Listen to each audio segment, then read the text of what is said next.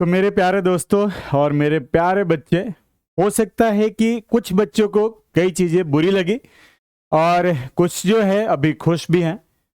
Reason कई है, लेकिन ये वीडियो में मेरे बनाने का रीजन जो है वो थोड़ा सा ध्यान से सुनना आप लोग, क्योंकि जो एक्सपोज हो रहे थे ना, कर रहे थे, वो खुद हो गए हैं। और वही नहीं, अगर आप देखेंगे तो एक चैनल है यहाँ पर, जिस चैनल पर आपको देखने को मिल जाएगा, चैनल है डिफेंस लीडर भैया। इस पर दो मैंने बस वीडियो बनाई। पहली वीडियो जो है ये हमारे विपिन यादव के खिलाफ है, मुखिया जी, जिन्होंने आरोप लगाया था कि ये विंग कमांडर है। तो पहली बात कि विंग कमांडर वर्ड को मैं समझाता हूं, और इस विंग कमांडर का जो इंपैक्ट पड़ा है वो कितने बड़े बड़े टीचर्स पे पड़ा है, मैं वो भी बताऊंगा। मुझे कोई ऐसा नहीं है कि गर्ज है उन लोगों से, कोई दिक्कत है, बड़े बड़े टीचर्स से मैं बाकी लोगों का रिस्पेक्ट करता हूं। गलती इस पर्सन का है जिस पर्सन ने ये बात उठाई बिना जांचे पड़ताल किए, सीधे वो कूद पड़ा, सीधे बोल दिया कि विंग कमांडर बोल दिए खान सर। पहली बात कि आप जितने भी स्टूडेंट्स हैं, आप लोग इन सब चीजों में पढ़ेंगे तो दिक्कत परेशानी होगा।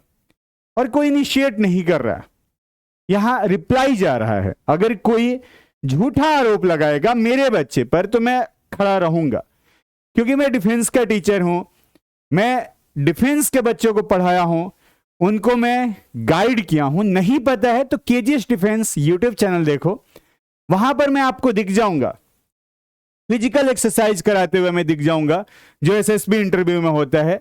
उसके अलावा ओआईआर पढ़ाते हुए, जो भी नई वैकेंसी आती है उसके बारे में बताते हुए, जो नए एग्जाम्स आ रहे हैं, जो पैटर्न चेंज हुआ है, वो हर कुछ बता रहा हूं मैं वहां पर। तो बिना जाने पहचाने तो ठीक है आ गए, पर अभी जान लो, उतना एटलीस्ट जान लो, फिर बोलना कि खरीदे हुए हो, बेचे हुए हो। अलग अलग लोग अलग अलग स्टेटमेंट दे रहे हैं, मुझे भी नहीं पता है कि मैं इस मैटर में जब आया हूं, आने का एक ही वजह था, वो था मेरा स्टूडेंट जिसे मैं पढ़ाया हूं। वो रिटन क्लियर किया है, वो एसएसबी इंटरव्यू क्लियर किया है, सीपीएसएस क्लियर किया है, और उसके बाद ही आया है। रिकमेंडेशन की बात हुई है, लेकिन उसको फर्जी बोल रहे हैं। बस उस चीज से मुझे दिक्कत है। अब रही बात तो इनकी वजह से क्या है, एक आजाद मैथमेटिक्स करके कोई टीचर थे, डर तो इतना लगा उनको कि उन्होंने वीडियो ही डिलीट मार दिया। एपिसोड बनाने चले थे वो भाई साहब, पता नहीं कौन है क्या है, एपिसोड बना रहे थे। मैं ये वीडियो बनाने से पहले मैं वो वीडियो देख लिया था, फिर मैं बोला कि यार ये तो गलत इंपैक्ट जा रहा है, बहुत गलत गलत चीजें हो रही है। तो उन्होंने क्या किया कि अपना डिलीट मार दिया, वो वीडियो ही डिलीट कर दिया सीधे। क्यों? क्योंकि ये दो वीडियोस जो है वायरल होके पहुंच गई है उनके पास, और ये भी भाई साहब अभी डिलीट मारने वाले हैं बहुत जल्दी। ठीक है, तो ये भी बहुत जल्दी ये आपका डिलीट मारेंगे, तो डिलीट मारेंगे तो ठीक है, कर लिया जाएगा, कोई दिक्कत परेशानी नहीं है। ठीक है, अब मैं बात कर लेता हूं थोड़ा सा और आगे। दो काफी बड़े टीचर्स हैं, काफी नामी टीचर्स हैं, उन्होंने पॉडकास्ट किया। मैं रिस्पेक्ट करता हूं अंकित अवस्थी सर का और अभिनव सर का, अभिनव शर्मा सर।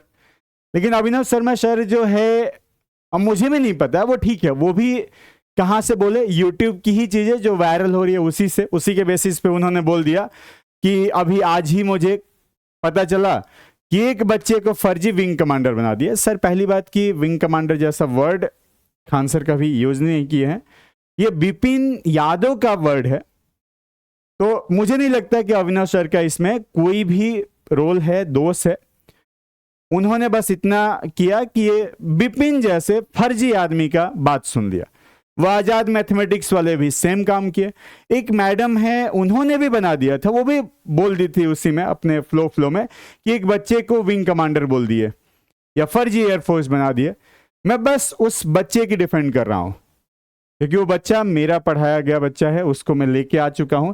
नहीं यकीन है तो यहां भी देख लेना। अब इसमें कोई बोल रहा है कि लेटर दिखाओ, तो मेडिकल दिखाओ, तो ये दिखाओ। भाई आप कौन होते हो पहली बात देखने वाले, और क्यों दिखाएंगे आपको? कितने को दिखाएंगे? पहले इस वीडियो पे बोल रहे थे कि बच्चे को ला दो, बच्चे को ला दो, हम मान जाएंगे। जब बच्चे को ला दिए तो बोल रहे हैं कि दोनों बिक गए हो। अरे बिकने वाली बात ही नहीं है। मैं टीचर हूं, मेरा स्टूडेंट है, मेरे स्टूडेंट को अगर बुरा बोलोगे, और आप लोग नहीं बोल रहे हो, स्टूडेंट्स नहीं बोल रहे हैं, ये पर्सन बोल रहा है, मुझे किसी भी स्टूडेंट से कोई प्रॉब्लम नहीं है, क्योंकि आप लोग बच्चे हो और आप ही बच्चों के लिए हम लोग यहां खड़े हैं, आपका फ्यूचर बनाने वाले हैं। एक बात बता देता हूं बेटा, जो भी हो आप, जहां भी रहते हो आप लोग, बस इतना बता देता हूं कि जिंदगी में अगर आपके लिए कोई खड़ा रहता है ना, और आपको खुद से ऊपर देखना चाहता है, तो सिर्फ दो ही लोग आपको जिंदगी में मिलेंगे। पहले आपके माता पिता होंगे और दूसरे गुरुजन ही होंगे, टीचर्स होंगे, जो वाकई में अपने आप को टीचर मानते हैं। वो हमेशा चाहते हैं कि आपका बच्चा आपसे भी ऊपर जाए। मेरे से पूछो, मेरा पढ़ाया हुआ बच्चा, मेरा गाइड किया हुआ बच्चा फ्लाइंग ऑफिसर बना हुआ है, एयरफोर्स से जाके, उसे फ्लाइंग ऑफिसर बोलते हैं। एयरफोर्स में एयरमैन की बात नहीं कर रहा हूं, मैं ऑफिसर की बात कर रहा हूं। ओटीए से जाके बच्चा अब जो है पोस्टेड हो चुका है, मेरा पढ़ाया हुआ, उसकी भी वीडियो पड़ी हुई है, आप देख सकते हैं केजीएस डिफेंस पर। ओटीए से वो लेफ्टिनेंट बन चुका है, सब लेफ्टिनेंट बन गए हैं। तो लेफ्टिनेंट, सब lieutenant, flying officer, wing commander बहुत बड़ा रैंक होता है एयरफोर्स में, काफी आगे, क्योंकि वो प्रमोट होके जाते हैं। फ्लाइंग ऑफिसर, उसके बाद से आपका ऊपर जाएंगे, फिर ऊपर जाएंगे, तो इस तरह से उनके रैंक जो है ऊपर जाते हैं। तो इस चीज को आपको ध्यान रखना है। नहीं पता है तो बस जाके रैंक एक बार चेक कर लेना कि फ्लाइंग ऑफिसर पहला रैंक आपका एयरफोर्स में होगा, flight lieutenant, squadron leader, then wing commander आता है।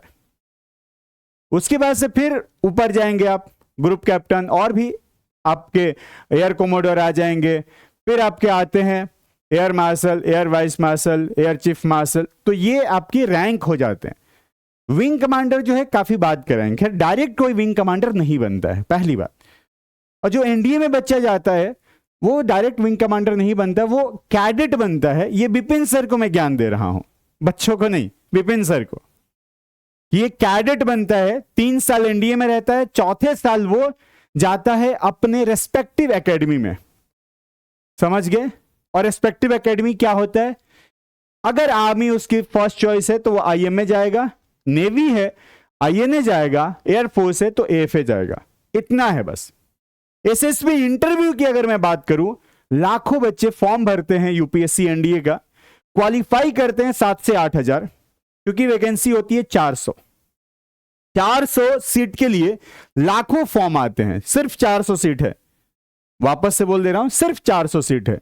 रिटर्न क्वालिफाई कराया जाता है वो 7 से 8 हजार, अराउंड जो भी नंबर ऑफ सीट होते हैं उसके लगभग 20 टाइम्स होता है, 20 गुना लगभग में। अब तो लड़कियां भी जा रही हैं तो बॉयज एंड गर्ल्स दोनों हो जाते हैं वहां पर। उसके बाद वहां से फिर एसएसबी में जाते हैं।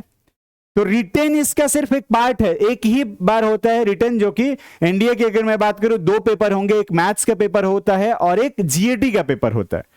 फिर आपका एसएसबी इंटरव्यू होता है। एसएसबी इंटरव्यू 1 दिन 1 घंटे 5 मिनट 10 मिनट का नहीं होता है, और यहां रनिंग वनिंग नहीं होती है कि रनिंग कर लिए, फिजिकल कर लिए और हो गए ना। ये समझ लो कि एनडीए जाना मतलब रिटर्न क्वालिफाई करना, यानी एक तरह से बाकी एग्जाम्स के फॉर्म भरने जैसा है, क्योंकि अभी असली चीज तो शुरू अब होता है। इंटरव्यू का बाप बोला जाता है इसे, कई लोग बोले हैं, मूवीज में भी बात हुआ है, कई मूवीज में आप देखेंगे वहां पर भी पता चलेगा। ये 5 डेज का प्रोसेस है। 5 डेज में पहले दिन स्क्रीनिंग होता है जिसका 2 पार्ट होता है। और पता है अगर पहली बार आप जाओगे तो 3rd एसी आने जाने का खर्च जो है गवर्नमेंट देती है। वहां रहने का, खाने का, पीने का हर चीज फ्री में मिलता है। इतनी छोटी चीज नहीं है।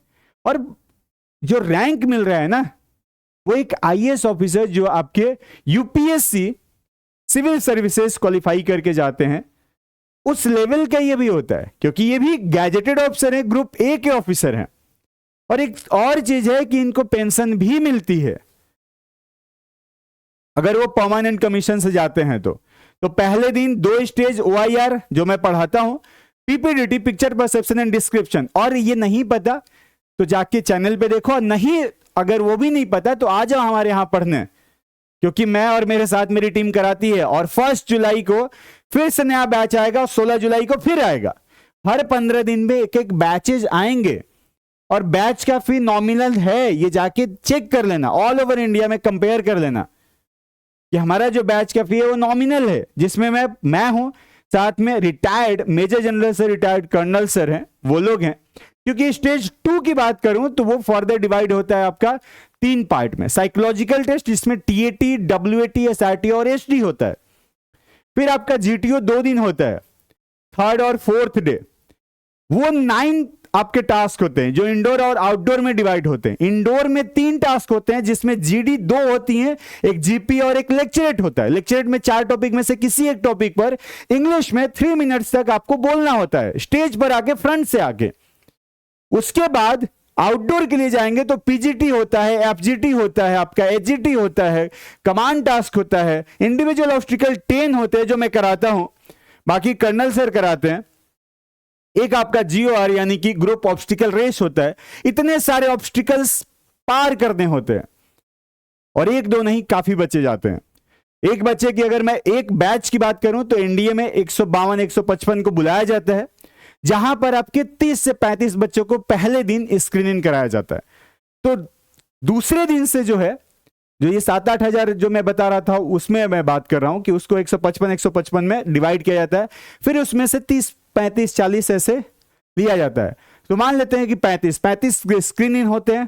फिर वो जाते हैं पूरे 4 दिन तक, जिसमें इंटरव्यू जो होता है उनका personal 1-to-1 interaction between candidate and interviewing officer, वो अराउंड 45 मिनट चलता है। देन कॉन्फ्रेंस भी आते हैं, जहां पर मल्टीपल ऑफिसर्स पहली बार आपके सामने वहां पर यूनिफॉर्म में दिखते हैं। यू शेप का एक टेबल रहता है, और वहां आप अकेले बैठे रहते हो। वो कोई बड़ा चीज नहीं होता है, क्योंकि वहां पर 3 तरह के कैंडिडेट्स आते हैं, clear adequate, clear inadequate and border liner. जो टाइम दिया जाता है वो बॉर्डर लाइनर पर ही टाइम दिया जाता है, और वो मैं जान रहा हूं क्योंकि मैं फेस किया हुआ हूं। जो नहीं जानता है वो ऐसे ही कुछ भी बोलेगा। तो मेरे प्यारे बच्चों, आप लोग पढ़ाई पे ध्यान दो, जो आपका टारगेट है उस टारगेट को अचीव करो। इस तरह के लोगों के बहकावे में मत आओ। मैं स्टैंड लिया हूं अपने बच्चे के लिए, आपके लिए भी स्टैंड लूंगा, और मैं हमेशा लेते आया हूं, क्योंकि मुझे दर्द पता है, और इन सब चीजों में आपकी चीजें खराब होगी। तो इस तरह के लोगों को मत सुनो। और मैं रिक्वेस्ट करूंगा उन महान टीचर्स, उन बड़े बड़े टीचर्स से भी, चाहे मैं अविनाश शर्मा सर की बात करूं, अंकित सर की बात करूं, एक कोई सुमन मैम है उनकी बात करूं, राकेश सर की बात करूं, तो ये लोग जैसे ये इनकी वीडियो देख के ना बोल दे रहे हैं अपने बातों बातों में, फ्लो में, कि एक फर्जी विंग कमांडर का भी बात आ गया। विंग कमांडर जैसा वर्ड का भी यूज नहीं हुआ है, वो यही यूज कर रहे हैं क्योंकि इनको नॉलेज नहीं था, इतना ही पता था, तो इतना ही बोल पाए वो। दूसरा ये कि फर्जी बोल दिए, और फर्जी यहां से रिलीज हो चुका है। दूसरा अगर रिजल्ट की बात है ना, जाके आप 1-2024 में देख लेना नीरज कुमार का, वो आपको दिख जाएगा। रिटर्न का किसी को जानना होगा, वो लिस्ट में है ऑलरेडी। अगर आगे जाना है तो वो आपका मुझे भी नहीं मिलेगा, आपको भी नहीं मिलेगा। जाके तो देखो, वहां पर रीजन तक नहीं पता चलता है रिजेक्शन का। और जब मैं फाइनल डे की बात कर रहा हूं ना, वहां से 3, 4, 5 कभी एक भी नहीं होता है, पास आउट हो जाता है पूरा बैच ही, 0, एक भी नहीं वहां पे ऑफिसर बनता है। कभी कभी 6-7 हो जाते हैं, कभी 2 होते हैं, कभी 3 होते हैं। कितने 155 रिपोर्ट किए थे वहां, और लाखों में से 8,000 आए, और 8,000 में से 155 ऐसे डिवाइड किए गए, और हर बैच में जो है 1-2, 1-2, 3, 4 ऐसे लिए गए। सोच लो रेशियो क्या है। तो 400 करके उनको कंप्लीट करना होता है। वो 400 है तो मेरिट जो है थोड़ी जाती है, जिसमें कि 600-700 तक दिखाते हैं। रीजन है कि कुछ मेडिकल आउट होते हैं। मेडिकल बहुत ज्यादा टफ होता है, बहुत ज्यादा टफ। मेडिकल भी इतना आसान नहीं है। मेडिकल क्या होता है कि एसएसबी के जस्ट बाद जो आर्मी है, नेवी है, तुरंत शुरू हो जाता है 6ठे दिन पर, और वो स्पेशल मेडिकल बोर्ड बोला जाता है, जो कि 3 से 7 दिन तक चलता है। वहां बच्चा का एग्जामिन होता है, हर चीज। अगर वहां वो पास आउट होता है तो फर्दर उसको अब वेट करना होता है अपना मेरिट का, लेकिन रिजेक्ट होता है तो टीआर मिलता है, टेम्परेरी रिजेक्शन।